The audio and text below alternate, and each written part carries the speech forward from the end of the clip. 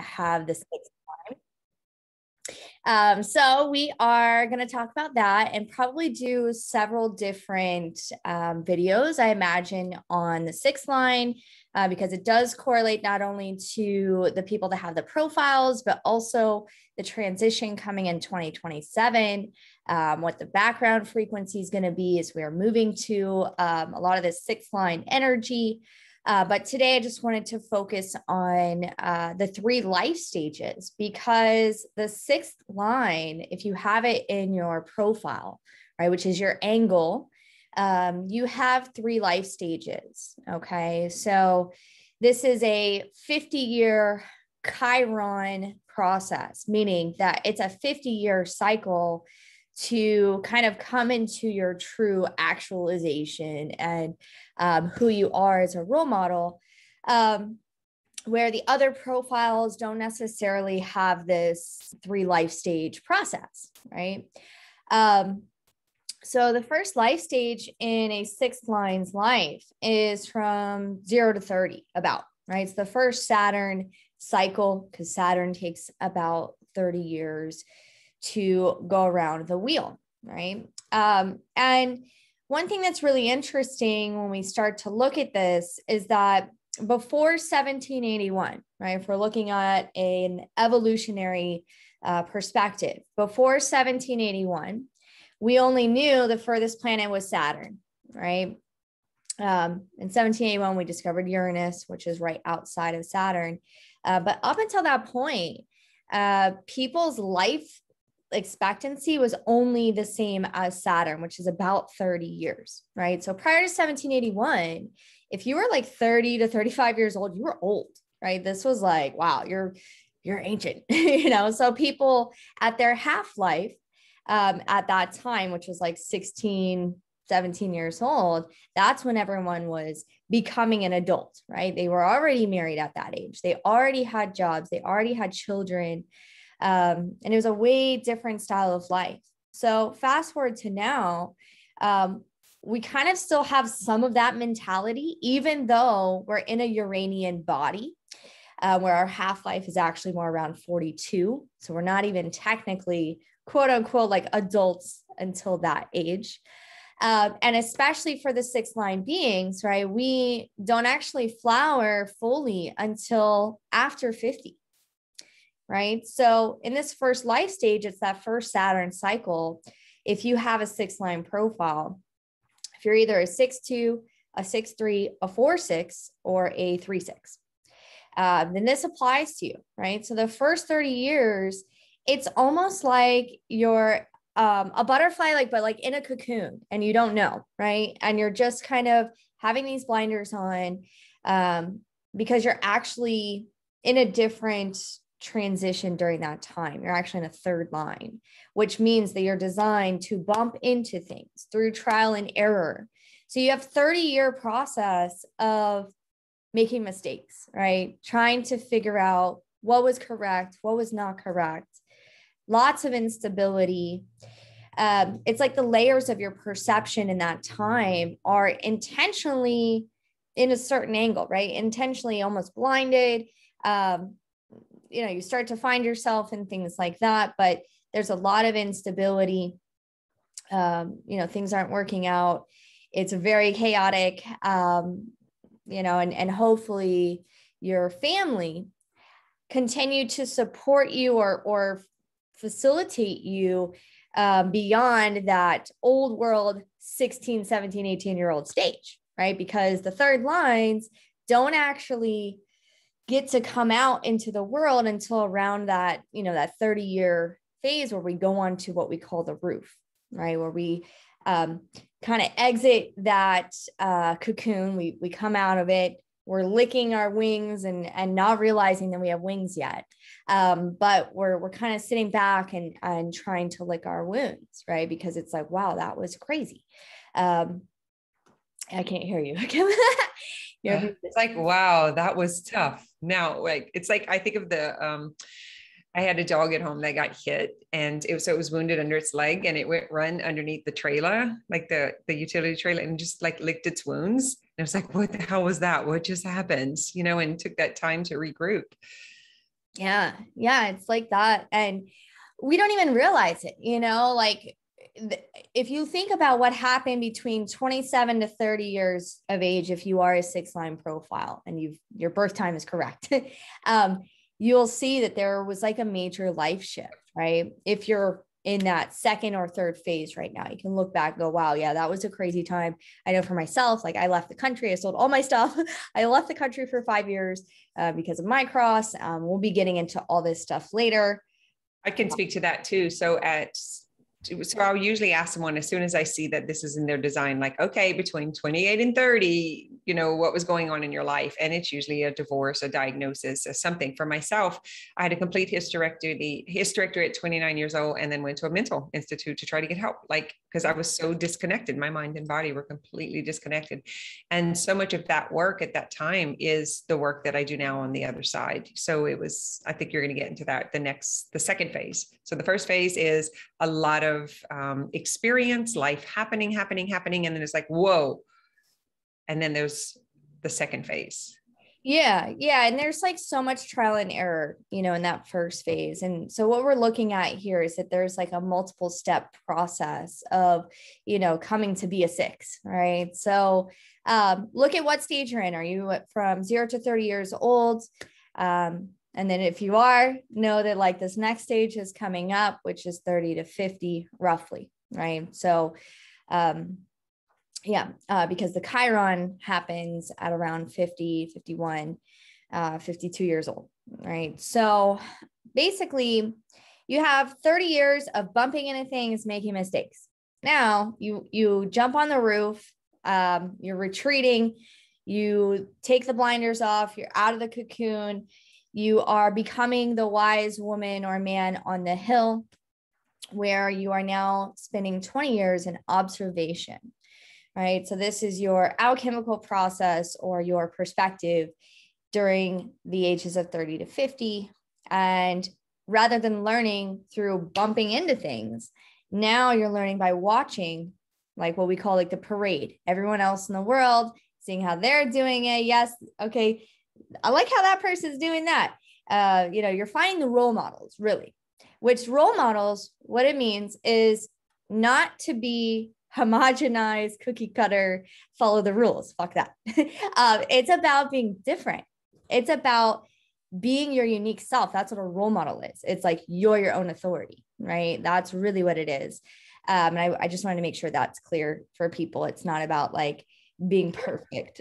Yeah. And I see it as, it was like pulling away and like, what the hell was that? And how can I solve for this? Like it's like I was digging for the solution to figure out, like, if this ever happens again, or if someone else needs this help, whatever. But it was like coming up with solutions. So I like the way you say it's like you're kind of looking for who has this figured out, who has done this, like what, how can I do this? Finding those ways. I remember seeking out people who were married or who had grown children. And like, I was trying to figure out, how do they do that? Like, how do they stay married? How are they still in love? How are they, still getting along? And they haven't like thrown their kids out yet. They haven't done it. So I think that was part of the investigating, researching, studying. Yeah. Yeah. And like I said, what we're looking for when we're on the hill, when we've retreated, the dog that's licking its wounds and like looking out underneath the trailer, it's like, okay, we're really having this other vantage point to see the frequencies of people that are like being their unique self, right? So we're really seeing homogenization, and then we're seeing unique selves, right? So that's what we're watching for, is like, oh, that's what it looks like for someone to be their unique self, even though it may not have anything to do with myself, right? It's like, wow, okay, I can feel that frequency. I can feel that frequency. I can see what that person is doing. And yeah, during that time period, which is the time frame I'm in the second stage. Kim is off the roof. She's in the last stage, which we're going to talk about. But during the second stage is when hopefully you realize that like you have wings. Maybe you're not flying yet, because you're really just kind of observing and waiting, people coming to you. This is where you get your authority. This is where you get to make money. And they say a lot as well that because prior to the second stage, right, like the first 30 years, You may have thought that you found your soulmate, right? Like your person, and may have kids and all those kind of things. A lot of times, sixth lines, when they hit their Saturn return, which is before 30, right? So right before 30, if they're with someone, they might realize, oh, wait, no, this isn't actually what I wanted. So a lot of times there is like that breakup or divorce, like Kim was saying. And then like or the negotiating and staying. We also see this. So there is the wake up and there is the awareness that something is off. But if you've been conditioned to believe that marriage is forever, you shouldn't quit a job to get another one, you might not. So then that actually plays into the fear factor, right? It's like, I've already committed. I need to stay and do this, especially for myself who has, the gate of commitment. And so it's like really important to stay and stick it out. And we've been taught like by the church, by society, that, don't be a quitter, make it last, move through it, go through it. So I noticed working with 6/2s and 4/6s even, that whenever that does happen, they almost go into a self-denial. Right. So sometimes it does look like it, but you don't follow through with it. And then, oh, for sure. Then comes that's the thing, like what you were saying, like the whole society, like, like just stick through it and all those things. It's all ego. It's literally, I remember, it might not be correct, Yeah. Someone close to me was going through a divorce because like he kind of treated her like ass. And my high school teacher was working out at my gym at the time. And she was saying, oh, those kids, they just don't stick with anything. They just hop and jump and go to the next one, and I thought about it for a minute and I was like, actually, that's the problem. It takes a lot more courage to leave when something is not working than it does to stay when it's not working. So it's like in that moment, I saw it completely different. And it takes a lot of courage to stand up and say, I love you. And it's not correct, or, we're not meant to be together. Yeah. And I would love to do a whole call just on that too. Cause as a 6/2, I've also experienced that a lot. Where it's just like, cause the whole thing with the sixth line is that it's like very black and white when it comes to relationships. It's very much like soulmate or not. So what I was saying is that like, so maybe you had a partner before 30, maybe you guys didn't make it. Maybe now you're in the second phase, like myself, like that's kind of my story, right? Or maybe you did make it through it and you're in the second phase now, right? Basically, if you're like myself, which was kind of hard for me to even come to realize a lot of times with this, is that Ra even states that a sixth line personality that goes through the Saturn phase and then is single from 30 to 50 is either going to settle for a less than role model like relationship, or just be single for like a while. I'm currently in a relationship right now, but they say with like the sixth line profile that, it's more at 50 where we get to blossom and fly and meet our soulmate and all of these kind of things. I feel like I can speak to this in particular, because I'm fresh in it. I'm still in it. I'm just 53. And I'm recognizing now that when I was 48, I remember researching this and thinking I was going to die. There's no way I can go through this again, like go through all of that again. But with having the tools now and the awareness and just kind of watching it happen from a distance, has really helped. And then when I was like going through it, I thought it was like 50. Then I was like, holy shit, it's not ending. So it's like, must be 52, right? So then it's like, hey, pull my chart and tell me, what's happening, what's going on. Now I'm 53 and I'm like, hell, okay, by March, there's things astrologically happening that things are still changing. And now talking to other people who are off the roof who are 58 and 60, it's actually kind of like finding human design for the first time. You have that 7-8 years that things just start changing. Well, imagine that happening for that third stage. It's the same thing. It takes those years to acclimate and adjust and question, because the neural pathways are so deep. The conditioning is so deep. The environment has been created and built around it for 50 years. So that is the normal. That's the way you think things are. Unless, like you've done, you've actually left the vicinity. You left the environment, went live in a whole nother world and started questioning, taking this apart. I didn't. Yeah. I stayed in this environment. I raised the 5 kids. We now have all the grandbabies. I was here, you know, having a local business and having an online business. And so it's like mine is simultaneously figuring it out, because I didn't like step away from it and create that distance. I did it while I was still in it. I don't think there is a right or wrong way. It was my way. It was my journey. And I learned a lot through it, because even when the relationship was rocky, it was more like, so what is there left in me? What is there left in me that's bubbling up and that's coming up? Because I never want to leave a relationship and go into another relationship that I attract the same exact thing. Like, so it's like really being in that lull, I think, as we call it, Danielle, when you're that low, the kind of the apathy or the melancholy, like just kind of like figuring out where is the dissatisfaction for a generator. Now, some of you who are listening may not be generators, you may be projectors or reflectors, but for us in particular, I'm unsatisfied, I'm unfulfilled. That for me, that boredom and that dullness, especially having the 10, 15, you know, code, it's a big deal. It feels like death. Like it's almost like my brain will go and try to find problems to solve so that it's not dull, so that it's not boring, so that I can find breakthroughs, so that I can keep doing something else, because the dissatisfaction is it's almost like not wanting to be in it. So I go into problem solving. I hope that makes sense for someone who is experiencing this. I love that she's actively in the 2nd stage and I'm actively in the 3rd stage. And so we can bring a different perspective to the conversation. Yeah, absolutely. Yeah. And I'd love to do, like, I was thinking about it, maybe we could do just like a little couple part series on the 6th line, because there's so much to talk about. It'd be like 4 or 5 hours that we'd want to like go through all that. Because there's so much along the lines of even what you were just talking about, like the boredom and the like, because the sixth line, like when we look at it as part of a hexagram, because the hexagrams, which are the gates, right? The gates correlate as well to the I Ching hexagrams. That's why you have lines, right? Yeah, like my sun is the 50.6, right? It's the 6th line of the hexagram.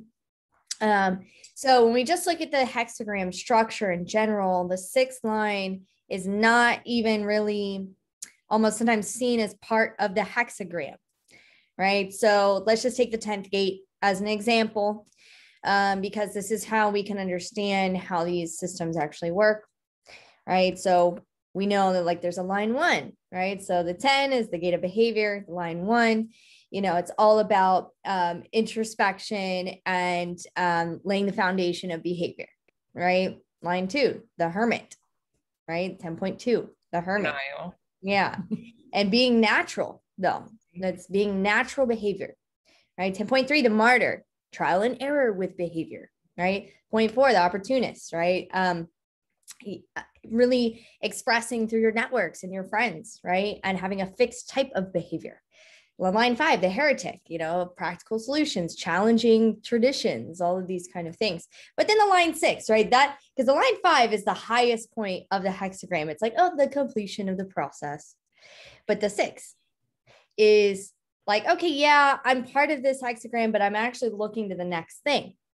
That's what a 6 is. Like, so wherever you have the line 6, whether it be in your lines, in your color, like substructure stuff, it's the mutative potential. It's the in-between, the transition between where you are now and where you're going, right? So when we have it as like our personality profile, we bring this mutative energy into the world. And what I'm going to talk about in some future calls is how the 6th line personality. So if you're a 6-2 or a 6-3 and you're a generator, we are the ones that are bringing in this new field of the future, right? Like what's coming in 2027. We're already starting to experience it because we are those transitionary mutative beings. We all are, right? So even if you aren't a 6th line profile, you probably have some 6 lines somewhere in your chart, right? So look at those gates have 3 life stages, right? In order to come to that fruition of being the looking beyond the gate, looking beyond whatever it is, right? The mutative potential. So that's really like when we think about being a 6, like that's the energy, right, that we're bringing, right? So yes, it's all these details and it's very interesting, but it's this transitionary, like we're not even part of this world. We're not even really part. I've always felt like an outsider. I've always felt like, because that's what we are. We're meant to be the role models, which is uniquely different from the parade. Like we're not like going into the parade trying to play the same music that everyone's playing. Right? It's boring. It just feels like painful when yeah. when you want to connect and belong. It's like it's against your very humanity to be a part of and to be with. You know, I have such a battle between the I and the we. Most of my podcasts and stuff talk about the we. Like it's like when I'm talking, I say we. I speak like from that perspective. And so there's a painful aspect to that for 6s. You know, I really would like to look at, if we looked at like the suicide rate of, you know, the 6 beings, because they felt separated, because they feel disconnected, or they don't feel like they're a part of. There is an indifference. You know, I know we're aloof, and there are some, like we don't really want to be down in, but then there's this coming here, and then like, oh, but it's like, it's a battle. It's been for me in particular, it's been a constant battle. And, you know, our designs are all unique and different and have potential in different areas, you know, so it could be something that's driving that. It could be conditioning. It could be my environment, you know, but I know for me, it is an angst that has been painful. Yeah, absolutely. Well, I mean, I think it's the 6. It's mutated, you know, so it's coming in with all this chemistry, you know, because mutation is a quantum leap, right? So that, like you were saying, Kim, like you're looking for something else to do, you're bored, like what's happening, where's the breakthrough? And that's like what the 6 is doing. It's always looking beyond the horizon. Like we're on the hill, we're watching the parade down there, you know, we're watching how the world is operating, and we're like, what is this? And then we're looking over on the hill, like across, like, well, wait, like there's like other ways. And that's like what the future. Come here. Yeah. Come with us. Let's do this. Yeah. And it's crazy being a 6th line. I mean, there's all the lines have their different dilemmas, right? And I would love to talk about all of those coming up. But yeah, what about the so for the 6th line being, we see potential. And we get attached to that potential. Like you'll see the potential in people, in possibilities and opportunities, and what it could be for humanity. Like that, there's like a big, and I know this is for all people, but I do find when I'm working with 6s specifically, that potential to that partner or to that career or to that job, or even as a coach, seeing the potential in your clients. I'm curious about if it's because we can't see our own potential. And so we're not claiming our own potential. And so when we, like, it's so obvious to others. I'm just curious about them, just throwing it out and see if there's anything you had any feedback on that. Yeah, that's interesting. I mean, I think it's like we're designed as a 6-2 or a 6-3, because these are the left angles. So this would be maybe more you and I's experience, because the 3-6 and the 4-6 is a right angle. That's like different. But the 3-6s, I'm sorry, the 6-3, 6-2, us people, it's confusing. Are more so about like, we learn a lot about our purpose and who we are through our interaction with the other, right? So it's more transpersonal, right? It's not as much internal and personal, like maybe a 1-3, right? Or important. Yeah. Those kind of things. So yeah, that may be part of it, but yeah, I mean, also just being a 6th line in this world that's not meant for that right now. Like this is not the stage that we're in. That's coming. Yeah, I do see that. Yeah, that the ideas I've had over the past, even in like, I've been in business for so long, and I'm putting it out there, but it's like 4 years later, someone else is like picking it up and taking off with it. So that's been painful also, because it created this self-doubt, you know, because like, man, I was so sure, like I saw it, I felt it. It was like, you know, I knew there was opportunity for it. The world just wasn't ready for it yet, you know? And so it's that waiting, which could also be, you know, a part of my design again, you know, impatiently wanting to express, you know, the creativity and stuff that comes through instead of waiting and then responding. So that's something for me.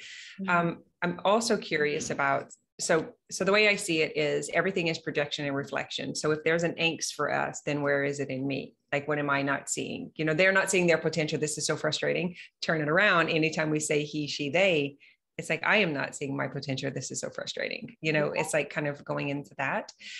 And I had a question I wanted to go with this the difference between like 6'2", 6'3" compared to 2'4", I mean to 4'6" or 3'6", is it in the being compared to in the body? Like when we talk about left angle and right angle, could you share a little bit about that before we end? Yep. So the 6, like the first number in your profile has to do with your personality, all those numbers on the right. So it's like more of like what you're aware of, your personality and all those aspects. The second number is more of the form, like it's carrying that energy in the body. So 6'2", the personality is the 6, the 2 is in the form, right? So 3'6", the 3 is in the personality and the 6 is being carried in the body, right? Which is a very different combination of form uniting with consciousness, right? So yeah, it is very different. The personality part of your profile has many different themes, right? It correlates to lots of different things. And then also the design part or the underneath it, right? So 6'2", the 2 part has all these other themes to it as well. So the design, the personality part of your profile carry with it the archetypes, the angles of many facets of your life, from how you store memory to how you are in relationships, your sexual strategy, your roles in society, just many different ways of operating, like your attitude and perspective and all these different things. I'm thinking of it in this way, and just tell me if this is off, but I see like the 6'2" and the 2 hermit body, like it's a demand for that going into the cave. Like it's you can feel it in your being of, I've just got to step away from people. It's almost like we become the introvert, and it's important. It's not just, hey, I need a break, I need to go take a hot bath. It's like, I've got to get away from this and I've got to distance myself, and I need to go, whether it's to lick the wounds or just be with myself or, whatever that is, but it definitely feels like a demand of the body. Yes, exactly. And the 2 is really being the natural, it's like just being, right? So that's the 2 energy. So like wherever you have a line 2, it's like you're natural at that gate, right? So having a 2 in your profile has a lot to do with either your personality or how your body is operating. But yeah, it doesn't feel very natural to have 10.2 and 15.2 a bunch of times. It does not. I fight it. Yeah, well, it's painful. The 2s are where people are peering in and they can see you naked because you're projecting out a sound. You're projecting out something that you're not aware of. And that's what the 2 is, because you're just naturally doing it. You're in there painting and people are watching you paint naked. And then they're attracted to it. But then, we call it paper tigers, where it's like you might be projecting out something that's not actually true. And then people see that. And then you feel rejected and pain. And it's like, ouch,